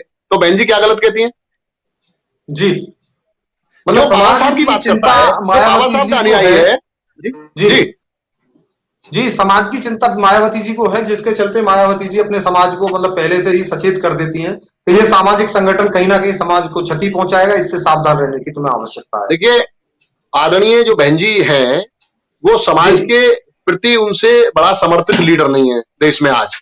अभी मैं आपको बताऊं, अगर बहुजन समाज पार्टी का कोई विधानसभा लेवल का कार्यकर्ता अगर अपने गांव का प्रधान बन जाए और हमारी सरकार ना हो, बीजेपी की सरकार आ जाए, तो भारतीय जनता पार्टी के विधायकों से अपने आप को एडजस्ट कर लेते हैं कि हमको प्रधानी चलानी है। और अपने घर पे हमारे जो प्रधान लोग हैं, वो बहुत सारी जगह हमने देखा है, विधायकों से, भाजपा के विधायकों से बीएसपी के वर्कर प्रधानी बचाने के लिए उनको अपने घर पे आमंत्रित करते हैं, चाय पिलाते हैं, खाना खिलाते हैं। ये मैं वो बता रहा हूँ, प्रधानी जैसा पद जिसमें कोई वेतनमान नहीं है, ऐसे पदों को बचाने के लिए लोग, लालची किस्म के लोग अपना समझौता कर लेते हैं। आदरणीय बहन जी ने तो मुख्यमंत्री की कुर्सी को 3 बार रिजाइन किया है, कौन छोड़ देगा? और वो भी भारत के आबादी के हिसाब से सबसे विशालतम राज्य उत्तर प्रदेश की कुर्सी को रिजाइन करना। अगर वो एडजस्ट कर लेते पहली बार में जो 4.5 महीने, फिर 6 महीने, फिर 18 महीने, तो अगर उनको एडजस्ट करना था, अपने आप को एडजस्ट कर लेते, तो बहुत लंबे समय मुख्यमंत्री रहते। भारतीय जनता पार्टी ने कहा भी था कि आप हमको केंद्र में करिए और आप हमेशा हमेशा उत्तर प्रदेश में मुख्यमंत्री रहिए, लेकिन नहीं, बहन जी ने हमेशा समाज के हित में, मिशन के हित में, पार्टी के हित में, मूवमेंट के हित में कुर्बानी देने का काम किया है। मुख्यमंत्री जैसी कुर्सी को 3 बार रिजाइन किया है। और पार्लियामेंट में जो राज्यसभा के लिए अभी आपने देखा मध्य प्रदेश में एक जिसको किसी तरह की कोई कमी नहीं है, और वो कांग्रेस पार्टी का शीर्ष नेतृत्व से जुड़ा हुआ आदमी, वो ये कह रहा था कि मैं जो है देश सेवा के लिए बीजेपी में जा रहा हूं, है, और देश में आज सेवा की जरूरत पड़ रही है। वो आदमी कहीं दिख रहा है आपको? एक राज्यसभा की कुर्सी के लिए वो कांग्रेस के विधायकों को ले जाकर के उसने तोड़फोड़ करा दी अपने हित में, है, और देश सेवा के लिए चिल्ला रहे थे कि मैं देश की सेवा कर रहा हूं। आज देश संकट में, कोरोना जूझ रहा है, कहीं शकल नजर आ रही है उनकी देश सेवक की? बिल्कुल। मैं अगला सवाल करता, मेरा अगला सवाल जी अगला सवाल जी है मेरा, काशीराम साहब जब तक जीवित रहे, जी जब तक काशीराम साहब जीवित रहे तो बीएसपी देश की मात्र एक ऐसी पार्टी थी जो परिवारवाद से अछूती पार्टी रही। लेकिन जी जैसे ही काशीराम साहब इस दुनिया से चले गए तो भारत जी जो बीएसपी का जो संविधान है, जो कॉन्स्टिट्यूशन में है, उसमें भी ये लिखा हुआ है कि जो बीएसपी है वो परिवारवाद को नहीं अपनाएगी। लेकिन काशीराम साहब के जाने के तुरंत बाद बीएसपी ने जी भी अपने परिवारवाद को लागू कर दिया है, जिससे समाज कहीं ना कहीं नाराज हुआ है। क्या कहना चाहते हैं इस पर? ये देखिए तथ्य बिल्कुल ये आधारहीन है। नंबर एक, ये राजनीतिक पार्टी नहीं, मिशन है। मिशन में जिसकी इच्छा हो वो काम कर सकता है, नंबर एक बात। और कहीं कोई परिवारवाद नहीं है। और आपका जो इशारा है मैं समझ रहा हूं कि बहुजन समाज पार्टी की राष्ट्रीय अध्यक्षा के जो भाई हैं उनकी तरफ हो सकता है, आपने नाम ले दिया है। मैं ये बता देना चाहता हूँ ओम प्रकाश जी, ये मेरा सवाल नहीं है, ये जनता का सवाल है। जनता इस आवाज को सोशल मीडिया के माध्यम से उठाती है और ये हमारा काम बनता है कि ये हम जनता के जो सवाल है वह उनके जवाब पार्टी के कार्यकर्ताओं से उन तक पहुंचाने का काम करें। तो इस जनता के लोगों तक मेरी भी आवाज पहुंचा दें। जब मान्यवर कांशीराम साहब थे तो वहां जो रोपड़ जिला है, रोपड़ जिले में बामसेफ के संगठन में और DS4 के संगठन में मान्यवर कांशीराम साहब के भाई दलवारा सिंह काम करते थे जी। ये मेरी आवाज है, ये आप उनको बता दें, वो पढ़ लें लिख लें समाज के लोग के साहब के होते, साहब के सगे भाई जो लोग हैं वो उस समय बामसेफ में भी पदाधिकारी थे और DS4 में भी पदाधिकारी थे। ये मैं आपको अवगत करा दूं। और ये देश के लोग जो सुन रहे हैं कि ये परिवारवाद, क्योंकि मिशन है, मिशन में कोई भी काम करने के लिए अगर अपना समय देना चाहता है तो कर सकता है। तो साहब के परिवार के लोगों ने उसमें काम किया और साहब के समय में और आज भी पार्टी में कहीं कोई इस तरह का नहीं है। मिशन में कोई काम करना चाहता है काम कर सकता है। दूसरी बात परिवारवाद की, देखिए 4 सरकारें बहन जी के नेतृत्व में रही, चारों सरकारों में यदि माननीय बहन जी परिवारवाद की बात करते हैं तो ताकतवर मिनिस्ट्री MLA MP MLC बिना किसी चुनाव के राज्यसभा विधान परिषद में अपने परिवार के रिश्तेदारों लोगों को भेज सकती थी जो लाभ के पद थे। आप कोई एक नाम ऐसा नहीं बता सकते कि विधान परिषद और राज्यसभा में उन्होंने अपने किसी परिवार के आदमी को भेजा हो, सिवाय बहुजन समाज पार्टी के पूर्णकालिक कार्यकर्ता को, जो बीएसपी का पूर्णकालिक कार्यकर्ता है, जो पूरा परिवार को छोड़कर अपना जीवन बीएसपी में लगाया है। ऐसे सब लोगों को बहुजन समाज पार्टी ने उस मुकाम पे पहुंचाया है जिस पर वो शायद है कि पूरे जीवन में कहीं दूसरी जगह नहीं जा सकते थे। उनको विधान परिषद और राज्यसभा में भेजा है, बहुत देश की बड़ी बड़ी पंचायतों में भेजा है। सारे लोग वर्कर गए हैं और अपने समाज के साथ साथ उन्होंने जो काम करने वाले सभी समाज के लोगों को इसमें भेजा है। और परिवारवाद का कहीं कोई मसला नहीं है। लोगों को बहकाने के लिए RSS तरह तरह के हथकंडे और सवाल बना करके हमारे लोगों से कह सकती है। मैंने वो बताया आपको, साहब के परिवार के लोग उस समय बामसेफ में और DS4 में काम करते थे। ये पढ़ ले लिख ले इतिहास है। और बहन जी के अगर परिवार का कोई आदमी मिशन में काम करना चाहता है तो वो काम करने में कोई दिक्कत नहीं है, कोई लाभ के पद पे नहीं है। संगठन में अगर सहयोग करता है तो क्या दिक्कत हो रही है? अभी संगठन में जरूरत है काम करने की। संगठन इस समय बहुत जिम्मेदारी के साथ अगर हमको तैयार करना है तो बहुत मेहनत की जरूरत है। अगर जो भी लोग इसमें मेहनत कर रहे हैं तो वो कोई दिक्कत नहीं है। परिवारवाद होता तो MLA MP मिनिस्टर वो लोग बनाए गए होते। जी ओम प्रकाश जी, एक सवाल और है आपसे जी। जब परिवार होता है और परिवार का मुखिया परिवार को लेकर के चलता है और परिवार बिखरने लगता है तो उसमें कहीं ना कहीं परिवार का जो मुखिया होता है उसकी कहीं ना कोई कमियां होती हैं जिसके चलते परिवार बिखरता है। उत्तर प्रदेश देखा जाए तो बहुजन समाज का गढ़ रहा है और आज बहुजन समाज के चलते, बहुजन समाज पार्टी के चलते बहुजन समाज अनेक क्षेत्र में बिखरता जा रहा है। जैसे अभी जो चंद्रशेखर रावल हैं उन्होंने अपनी एक राजनीतिक पार्टी बना करके खड़ी कर दी है और बहुजन समाज को अलग किया जा रहा है। अगर उत्तर प्रदेश में बहुजन समाज पार्टी के अलावा कोई बहुजन समाज की राजनीतिक पार्टी खड़ी होती है तो इसके लिए कहीं ना कहीं जिम्मेदार बहुजन समाज पार्टी है। आप क्या कहना चाहते हैं इस बात पर? देखिए, बहुजन समाज पहली बात तो आदरणीय बहन जी के साथ और BSP के साथ और बाबा साहब मूवमेंट के साथ मजबूती से खड़ा है। नंबर एक बात, इस बात को प्रमाणिकता के लिए आप चुनावों का वोट बैंक, जो वोट प्रतिशत है वो देख लें। समाज अपनी जगह पर है। और जो आप बात कर रहे हैं भगदड़ की, वो जो कहीं ना कहीं जो लीडरशिप में जो लोग रहे हैं, पार्टी में जो काम किए हैं, तो उनको कुछ को देखिए मान्यवर कांशीराम साहब कहते थे कि जो पेड़ है, पेड़ वर्ष में जो एक मौसम आता है वसंत ऋतु का, उसमें पेड़ पतझड़ होता है। पेड़ में जो पेड़ का जो माली होता है, और वो माली उस पेड़ को, कुछ पत्ते तो टहनी तो स्वयं झड़ जाती है, लेकिन कुछ को माली उसके पेड़ की जरूरत के हिसाब से उनको छांटने का काम करता है कि ये यहां से ठीक नहीं, इसको हटाया जाए, इसको हटाया जाए। आप मेरी बात समझ रहे हैं? ये मान्यवर कांशीराम साहब ने ये कहा था। तो ये जो पार्टी से जाना आना, ये साहब के समय में भी था, और साहब के समय के बहुत वफादार, ईमानदार, जो कहे जाने वाले ताकतवर जो लोग थे, वो साहब के साथ भी छोड़ के गए थे। चाहे वो दीनानाथ भास्कर हो, चाहे वो जंग बहादुर पटेल हो, चाहे वो आर.के. चौधरी हो, चाहे वो ये फूल सिंह भरैया हो, तो साहब के साथ, साहब के जमाने के उनके वफादार लोगों ने भी छोड़ा था अपने स्वार्थ में। वो कहीं नहीं रहे आज। अब कुछ लोग पार्टी से अगर कहीं जा रहे हैं तो माली कुछ तो पतझड़ हो रहा है, कुछ को अपना पेड़ को दुरुस्त करने के लिए माली अगर काटछाट कर रहा है तो पेड़ के हित में है वो जी। तो समाज एकजुट है, समाज सब जानता है, समाज के लोग सब पढ़े लिखे लोग हैं, और जो लोग कहीं जा रहे हैं वो उनका अनुभव सबको पता है। जो लोग हैं जिन्होंने लाभ लिए हैं, वो उनको लाभ की आदत बन गई है। अगर कोई पदाधिकारी रहता है और पदाधिकारी रहने की आदत पड़ जाती है, वो हटना नहीं चाहता, हट जाता है तो अपेक्षित महसूस करता है, तो ऐसे लोग अपने स्वार्थ में कहीं जा सकते हैं। उनके जाने से बहुजन मूवमेंट पर फर्क नहीं पड़ने वाला। जिनकी आदत में राजनीति आ गया, चपरासी तक के लोग, बहन जी ने उनको एमएलसी बनाया, 4-4, 5-5 राज्यों के एमएलए एमपी की टिकट बनाने की हैसियत दी। नहीं, कौन पूछ रहा? चपरासी आके घर बैठ जाता, कोई नहीं पूछता, जो सरकारी महकमों के लोग हैं। तो लोगों, बहनियों ने तो चपरासी थर्ड क्लास के लोगों को इतनी बड़ी बड़ी ताकत दी है, अब वो अपनी ताकत पैदा कर लें। तो जो लोगों को आदत पड़ गई है और उस आदत में बने रहना चाहते हैं, और वो किसी दूसरे को आगे नहीं बढ़ने देना चाह रहे हैं, तो ऐसे लोगों के जाने से कोई भी बीएसपी के मूवमेंट में फर्क पड़ने वाला नहीं है। राजनीतिक पार्टी तो बहुत आई, बहुत चली गई। उदित राज जी ने भी पूरे राष्ट्र के कर्मचारियों का संगठन, परिसंघ, क्या क्या बताते थे, और हार थक के फिर एक अपने एमपी के टिकट के लिए वो उसमें बीजेपी में चले गए।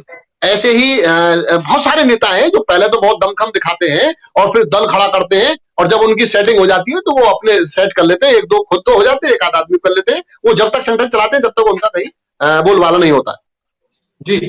मैं ओम प्रकाश संतराम भारती जी से सवाल जवाब चाहता हूँ कि जिस प्रकार से चंद्रशेखर रावत युवाओं के नेता बनकर के उभरे, अगर इसी तरीके से बीएसपी का मैं कोई युवा चेहरा होता तो मैं समझता हूँ आज जो भीम आर्मी के माध्यम से जो पार्टी, राजनीतिक पार्टी बनी है, वो उसका सामना आज नहीं करना पड़ता। जी, ऐसा नहीं है अमित जी। जो अभी भाई साहब ने भी बताया है, आदरणीय ओम प्रकाश वकील साहब ने भी बताया आपको, कि जो भी व्यक्ति इस तरीके से अपना कोई भी दल बना लिया या राजनीतिक पार्टी बना ली और फिर अपने आप को स्थापित करने वाली बात होती है, और अपने आप को जैसे स्थापित कर लेते हैं, फिर वो पीछे वाले लोगों को कहीं ना कहीं किसी न किसी प्रकार से धोखा देने का काम करते हैं, और जैसे आगे बढ़ जाते हैं, कहीं एमपी बन गए या एमएलए बन गए, वो इनका भी यही हाल होना है। और जो भी कहीं पे व्यक्ति मजबूत होता है, वो अपने आप को ये समझता है कि भाई तुम सही चल रहा है, जो भी कुछ चल रहा है, चाहे वो पार्टी से जाने वाले लोगों की बात हो, चाहे वो समाज में अपना संगठन बनाने की बात हो या राजनीतिक दल बनाने की बात हो, वो अपने आप को स्थापित करने के बाद पीछे वाले लोगों को छोड़ देते हैं। आप इनका भी हद जहां तक भी है वो यही होगा। अगर मेरा कहना यह है, जिस प्रकार से चंद्रशेखर रावत ने बहुजन समाज के युवाओं को एकत्रित किया, अगर उसी तरीके से जो बहुजन समाज पार्टी का कोई युवा चेहरा अपने युवा साथियों को एकत्रित करने का काम करता, तो क्या देश में राजनीतिक पार्टी जो आजाद समाज पार्टी बनी है, क्या वो बनकर के खड़ी होती इस मजबूती के साथ? मेरा सवाल ये है। नहीं, बीएसपी में युवाओं के लिए संगठन के हर स्तर पर पिछले 10 वर्षों से 50% युवाओं की भागीदारी का मैंडेटरी आदेश है आदरणीय बीएसपी की राष्ट्रीय अध्यक्षा का। और जो युवा हैं वो आप अगर जानते होंगे, देखते होंगे कार्यकर्ताओं में, चाहे वो सेक्टर स्तर का हो, चाहे वो विधानसभा के स्तर का हो, चाहे वो जिलाध्यक्ष हो, चाहे वो जिलाध्यक्ष हो, और भारती जी से आप बात कर रहे हैं, विधानसभा के अध्यक्ष रहे हैं, जिले पे आप सचिव हैं, और बहुत सारे लोग हैं, जनपदों के जिलाध्यक्ष देख लीजिए आप, चाहे वो उधर बुलंदशहर में कमल राजन रहे हो, या अब इस समय गाजियाबाद में कुलदीप भाई हो, या गौतम बुद्ध नगर में। तो कुल मिलाकर के युवाओं के हाथ में महत्वपूर्ण संगठन को बहन जी ने दे रखा है, ऐसा नहीं है। लेकिन कुछ जो जोश है, जोश के साथ लोगों को अनुभव और होश भी रखना चाहिए। जो इन दोनों चीजों का जिसमें अभाव है वो जल्दी बह जाता है। ये युवाओं का एक संगठन महाराष्ट्र में दलित पैंथर बना था, जो आक्रामक शैली का था, जो इस शैली का था। क्या हश्र हुआ है ये हमारे लोगों को पढ़ना चाहिए। महाराष्ट्र में जब आरपीआई से एक संगठन राजा ढाले जी के नेतृत्व में उसमें अलग बना और आक्रामक शैली का बना, इसी शैली का बना, जैसा आप भीम आर्मी की बात कर रहे हैं, तो क्या हासिल कर लिया उसने दलित पैंथर ने उधर महाराष्ट्र के अंदर? कुछ नहीं हासिल हुआ। ऐसे ही आक्रामक शैली, समाज के लोग संगठन के नाम पे लोगों के साथ जुड़ जाते हैं और किसी आंदोलन के आह्वान पे लोग चले जाते हैं, तो वो ये मान लेते हैं कि ये मेरे बुलाए से भीड़ आई है, अब ये सब भीड़ मेरी है। मैं आपको गुजरात के अभी हार्दिक पटेल की बात करता हूं। हार्दिक पटेल ने पूरा गुजरात अपने सर पे उठा के रख लिया और ये लगा कि हार्दिक पटेल, ये बात सही है ना? हार्दिक पटेल ने जब चुनाव लड़ाया तो क्या रिजल्ट आया? जिग्नेश मेवानी जो टीवी पर रोज भाषण देते थे, अंबेडकरवाद की बात करते थे, उस अंबेडकरवाद की बात करने वाला आदमी उस कांग्रेस पार्टी में चला गया, टीवी से पहचान बना करके, जिस कांग्रेस पार्टी के बारे में बाबा साहब ने कहा था कि मेरे लोग कांग्रेस पार्टी के चाराने के मेंबर भी मत बनना। और Congress and Gandhi and company ने अछूतों के लिए क्या किया, ये बाबा साहब ने लिखा भी है। ऐसी कांग्रेस पार्टी में ऐसे लोग चले गए, क्या हश्र हुआ उनका? तो समाज के भले लोगों की अगर कहीं समाज के नाम पर चले जाते हैं तो ये मान लेते हैं कि ये मेरी भीड़ है और ये इस गलतफहमी के शिकार हो जाते हैं और फिर अपने आप का नेतृत्व शुरू कर देते हैं, जबकि लोग उनके नहीं होते हैं। वो इस तरह से मैंने आपको उदाहरण बताए हैं। बिल्कुल मतलब बात समाज के युवाओं की है और युवा बीएसपी के साथ है, सामाजिक संगठन के रूप में अन्य संगठनों के साथ चला जाता है जी। जब बात राजनीतिक पार्टी की आती है तो कहीं ना कहीं से वापिस होकर के बीएसपी के साथ बिल्कुल सामाजिक संगठन के पीछे तो वो किसी के भी साथ समाज के नाम पे वो चंदा भी दे देते हैं, वो उनकी मीटिंग में भी जा सकते हैं, लेकिन पॉलिटिकली वो बीएसपी के साथ है और समाज के संगठन का हश्र मैंने बताया आपको। गुजरात में हार्दिक पटेल का बड़ा हो हल्ला था, क्या कर लिया उन्होंने? अभी कन्हैया कुमार जी बहुत अच्छा कैडर देते हैं, बड़े लोगों को समझा रहे हैं, लेकिन राजनीतिक रूप से जिस पार्टी से लड़े क्या निकला? जिग्नेश मेवानी जी जो बड़ी बड़ी बातें टीवी पे आकर के पहचान बनाने के लिए करते थे, क्या रहा? उसी कांग्रेस में चले गए जिसने बाबा साहब अंबेडकर को पार्लियामेंट में जाने से रोका, संविधान बनाने से। ऐसी पार्टी में चले गए, वो मिशनरी हो सकते हैं क्या? लगता है आप ये कहना चाह रहे हैं उन्होंने अभी तक बाबा साहब को ही नहीं पढ़ा है, जो कांग्रेस में जाकर के अपनी बातें, अपने उद्देश्य को पूरा करने के लिए चले गए या भारतीय जनता पार्टी में चले गए, वो अभी तक बाबा साहब को नहीं समझ पाए हैं, आप ये कहना चाह रहे हैं? जी बिल्कुल। मैं अगला सवाल और आखिरी सवाल आपसे चाहता हूं। बहुजन समाज पार्टी के जो संस्थापक मान्यवर काशीराम जी थे, उन्होंने अपनी एक पुस्तक भी लिखी है और पुस्तक में जिक्र किया है चमचा युग, और चमचा युग के ऊपर मान्यवर साहब ने एक बात कही है, चमचाओं से मत रार करो, उनके तुम हाथ पर वार करो। इस प्रकार की बात जब मान्यवर जी ने कही है तो उन्होंने ये भी कहा है कि जब हम आजादी की बात करते हैं, हम देश की आजादी चाहते हैं, गुलामों से आजादी चाहते हैं, मनुवाद से आजादी चाहते हैं, हर प्रकार की आजादी हम लोग चाहते हैं, लेकिन मान्यवर जी ने कहा है कि हमें अगर आजादी चाहिए तो इन चमचा युगों से भी चाहिए, चमचाओं से भी हमें आजादी चाहिए। और जो पहली बात मैंने कही थी कि चमचाओं से मत रार करो, तुम उनके हाथ पर वार करो, इस पर क्या कहना चाहते थे मान्यवर जी? नहीं, चमचा युग किताब ही अपने आप में, हमारे जो मान्यवर काशीराम साहब की जो बात करते हैं और वो करते हैं, उनको चमचा युग पढ़नी चाहिए। चमचा का महत्व कब बढ़ता है? जब बाबा साहब अंबेडकर के मूवमेंट को ताकत मिलती है, उतना ही महत्व चमचा के लिए बढ़ता है जी। तो अब जो चमचों का युग, जो चमचा का जो सुनहरा अवसर जो मिला है, वो बहुजन समाज पार्टी के राष्ट्रीय स्तर की पार्टी होने से और ताकतवर पार्टी होने की वजह से चमचाओं का महत्व बढ़ गया है जी। तो अब समाज तो चमचाओं को जानता है, समाज चमचों के पीछे नहीं जाता है। समाज के लोग जो लोग हैं, जो दूसरे दलों में है, सब समाज के लोग जानते हैं, उनके पीछे कोई नहीं जाते हैं। मैं आपको ऐसे लोगों की बता दूं, उनके बूथ खोल लीजिए, वो कोई भारतीय जनता पार्टी में हो, उनका बूथ चेक कर लीजिए, कितना भी बड़ा पदाधिकारी हो, उनके बूथ की चेक कर लीजिए, वोट कहाँ निकल रहा है। तो ये चमचाओं के पीछे समाज तो नहीं जा रहा है। चमचाओं से सावधान है समाज, चमचा अपना काम कर रहा है, उसे वो ज्यादा फर्क पड़ने वाला नहीं है, उनका युग चल रहा है। क्योंकि बीएसपी जैसी ताकतवर पार्टी, राष्ट्रीय पार्टी बाबा साहब अम्बेडकर की इधर इस देश में खड़ी है, तो चमचों का महत्व तो बढ़ गया है। भारतीय जनता पार्टी से 3 बार के समर्थन से बीएसपी की सरकार बनी, लेकिन मिशन का काम नहीं रुका। चाहे लखनऊ का राष्ट्रीय स्मारक हो, चाहे वो नोएडा का राष्ट्रीय स्मारक हो, ये जो मिशनरी वर्क थे ये कहीं भी प्रदेश में ही रुके।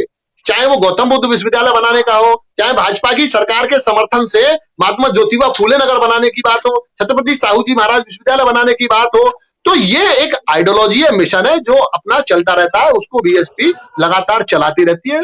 इसी तरह से लोगों को समझना चाहिए, अगर वाकई में वो बाबा साहब की आइडियोलॉजी को, फूले की आइडियोलॉजी को, साहू जी महाराज की आइडियोलॉजी में यकीन रखते हैं, विश्वास रखते हैं, तो उनको पॉलिटिकली अपनी ताकत को भी समाज के लिए सहयोग करना पड़ेगा। पॉलिटिकल को हम धार्मिक संगठन चला रहे हैं, हम बुद्ध की बात कर रहे हैं, बुद्ध की बात कैसे आगे बढ़ेगी? देखिए, मैं आपको बता देना चाहता हूं, वो धर्म फलता और फूलता है जिस धर्म का मानने वाला हुक्मरान होता है। जैसे सम्राट अशोक उस समय बुद्ध के अनुयायी थे, तो सम्राट अशोक के बाद 10 हुक्मरान इस बुद्ध के मानने वाले लोग हुए, और वो सम्राट अशोक की विरासत आज हमारे और आपके सामने है। वो इसलिए आपके सामने है कि सम्राट अशोक शासन में थे और बुद्ध की विचारधारा के मानने वाले लोग थे। तो धर्म तभी फलेगा, धर्म जब ही आपका आगे बढ़ेगा जब आपके धर्म का मानने वाला राजा होगा। जैसे अब मैं उदाहरण देता हूं, आज जब देश में जो मुगल आए, उनका शासन बढ़ा, तो उसके धर्म के फैलाव हुआ। देश में ईस्ट इंडिया कंपनी के माध्यम से अंग्रेज आए, जो क्रिश्चियन लोग थे, तो क्रिश्चियन लोग जब इस देश में हुकूमत कर रहे थे, तो वो अपने धर्म के प्रचार प्रसार के लिए उन्होंने बड़े पैमाने पे काम किया। मैं समझता हूं, जब मैं छोटा था, गांव-गांव दरवाजे पर आकर के जो क्रिश्चियन मिशनरी थे, किताबें बाइबल पकड़ा के जाते थे फ्री में, वो उसका प्रचार कर रहे थे, क्योंकि वो हुकूमत में थे। तो ऐसे ही अब मैं उत्तर प्रदेश की बात करूं, बुद्ध और बाबा साहब की विचारधारा की आपकी सरकार बनती है उत्तर प्रदेश में, जिस सरकार का नेतृत्व आदरणीय बहन कुमारी मायावती जी करते हैं, जिनकी आस्था बाबा साहब डॉक्टर अंबेडकर, आस्था नहीं अनुयायी, और बुद्ध के मार्ग में उनकी आस्था है, तो उन्होंने लखनऊ के अंदर और पूरे समूचे उत्तर प्रदेश में बुद्ध की शैली को स्थापित करने का काम किया। यदि वाकई में सामाजिक और धार्मिक संगठन ये चाहते हैं कि बुद्ध की बात, बाबा साहब अम्बेडकर की बात आगे बढ़े, तो उसके लिए आपको अपने इस काम के साथ साथ राजनीतिक सत्ता भी आपको लेनी पड़ेगी। जैसे आज उत्तर प्रदेश में भाजपा की सरकार है, जिसकी आइडियोलॉजी आप समझ रहे हैं, तो वो बजट देती है आपका इलाहाबाद में कुंभ के लिए बजट अलग से देती है, अभी मंदिर की बात, तो जो मानने वाला है वो अपना काम करता है।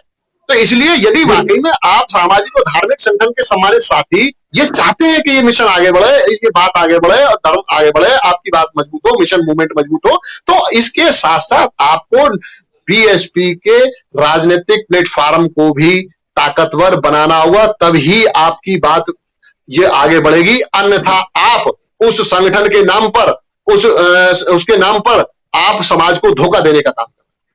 जी ओम प्रकाश जी, ये मैं अंत में एक बात कहना चाह रहा हूं कि जैसा कि आप कह रहे हैं, अगर आप अपनी विचारधारा को बढ़ाना चाहते हैं तो आपको राजनीतिक रूप से मजबूत होना पड़ेगा, जिसके चलते आप जिस विचारधारा के लिए काम कर रहे हैं वो विचारधारा स्वतः ही जीवित हो जाएगी। उसके लिए फिर आपको प्रयास करने की जरूरत नहीं है, अगर आप शासन और सत्ता में मजबूत बैठे। ये कहना चाह रहे हैं हुकूमत है, मैं जो बता रहा हूं, आप धार्मिक संस्था चला रहे हैं, आप कितना चंदा करेंगे? 10-20 लोगों से लाख 50, 2 लाख, 4 लाख, 50 लाख रुपए आप इतना चंदा कर लेंगे? आप 600 करोड़ की गौतम बुद्ध यूनिवर्सिटी तो नहीं बना सकते, आप साहू जी महाराज यूनिवर्सिटी तो नहीं बना सकते, आप फूले यूनिवर्सिटी तो नहीं बना सकते, आप गौतम बुद्ध महामाया बालक इंटर कॉलेज तो नहीं बना सकते, आप पंसीर बालक इंटर कॉलेज नहीं बना सकते, आप महामाया बालिका इंटर कॉलेज नहीं बना सकते। किसी सामाजिक संगठन ने, धार्मिक संगठन ने अगर बनाए हो तो बताओ। जी बिल्कुल, अगर जितनी ताकत सामाजिक संगठनों को के माध्यम से लगाई जा रही है, अगर इतनी ताकत राजनीति सत्ता हासिल करने के लिए लगाई गई होती, तो मैं समझता हूं इससे कहीं ज्यादा आप मजबूत देश में खड़े हुए होते। जी, अब जो काम बीएसपी के माध्यम से मानवतावादी, समानतावादी और सामाजिक न्याय का जो उत्तर प्रदेश में हुआ, उसकी प्रतिक्रिया के स्वरूप जो दूसरे लोग हैं, उन्होंने उसका लोगों को एकजाई करने का काम किया, इस विचारधारा को रोकने के लिए काम किया कि महज उत्तर प्रदेश में ये लोग कम समय के लिए उत्तर प्रदेश में आए हैं। यदि ये उत्तर प्रदेश में दोबारा आ जाते हैं, यदि ये देश में आ जाते हैं, तो ये विचारधारा जो बुद्ध की विचारधारा है, ये मानवतावादी विचारधारा है, जो भाईचारे की विचारधारा है, जो सामाजिक न्याय की विचारधारा है, ये पूरे देश में यदि स्थापित होगी, तो पूरे देश में लेकर के कन्याकुमारी से लेकर के पूरे भारत में अगर ये फैलेगी, तो उस दूसरे लोगों को, जो गैर बराबरी के लोग हैं, उनको ये दिक्कत होगी। इसलिए गैर बराबरी में यकीन करने वाले लोगों ने बहकाकर, बर्फ लगाकर, तरह तरह के ईवीएम के सहारे से इस विचारधारा को रोकने का काम किया है। जी, आखिरी सवाल है मेरा आपसे। जैसा कि भारतीय जनता पार्टी हो या कांग्रेस में बहुजन समाज के जो भी विधायक और एमपी एमएलए रहे हैं, वो एससी एसटी ओबीसी या पिछड़ों के हकों की आवाज नहीं उठाते हैं। लेकिन जी बीएसपी के जो सतीश चंद्र मिश्रा जी हैं, वो संसद में जाकर के बहुजनों के हक की आवाज को उठाने का काम करते हैं। लेकिन जिसके जी चलते भी आप देखते हैं कि सोशल मीडिया पर ब्राह्मणवाद का विरोध होता है और सतीश चंद्र मिश्रा का भी विरोध होता है। तो इस बात पर आप क्या कहना चाहते हैं? हाँ, ये बहुत अच्छी बात आपने कही है।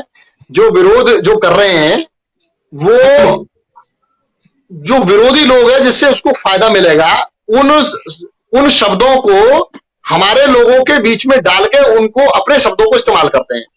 अब आपने कही कांग्रेस बीजेपी में जो शेड्यूल कास्ट के लोग हैं वो समाज की बात नहीं उठाते हैं। वो क्यों नहीं उठाते हैं?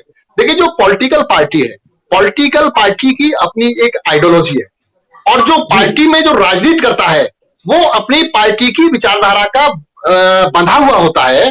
उसके पार्टी की आइडियोलॉजी को मानना उसकी मजबूरी है। तो जब कांग्रेस पार्टी की जो विचारधारा है वो पिछड़ों के कल्याण की नहीं है, सन 52 में काका कालेलकर बन जाता है और उसको ठंडे बस्ते में डाल देते हैं। सन 1977 में जनता पार्टी मंडल कमीशन बना देती है, इंदिरा गांधी जी की सरकार आ जाती है, राजीव गांधी जी की सरकार आ जाती है।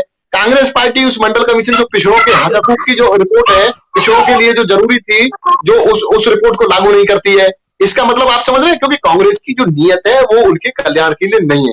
तो जिस पार्टी की जो आइडियोलॉजी है वो अपने हित में काम करती है। तो मानवर कांशीराम साहब ने कहा कि भाजपा कोबरा है, वो साफ दिखाई देता है, हम उससे सावधान हैं। और कांग्रेस आस्तीन का सांप है, पता नहीं कब नुकसान कर दे। तो वो आस्तीन का सांप का मतलब है आजादी के बाद से लेकर के राजीव गांधी की सरकार तक वो पिछड़ों के हित में मंडल कमीशन पे काम नहीं करती है। इसका मतलब क्या है? क्योंकि उसकी आइडियोलॉजी नहीं है, उसका वो एजेंडा नहीं है, इसलिए उनका भला नहीं हो सकता है।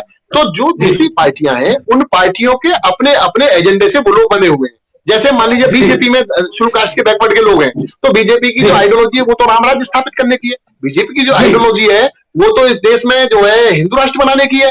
अब मान लीजिए कोई आदमी यहाँ समाज में चिल्ला चिल्ला के अगर अपने आप को अम्बेडकरवादी कहेगा, बीजेपी में जाके बोलेगा क्या? नहीं बोलेगा। तो इसलिए पार्टी की आइडियोलॉजी को रिप्रेजेंट करता आदमी। आप बहुजन समाज पार्टी की बात करें तो बहुजन समाज पार्टी इस देश की इकलौती अंबेडकर आइडियोलॉजी की पार्टी है।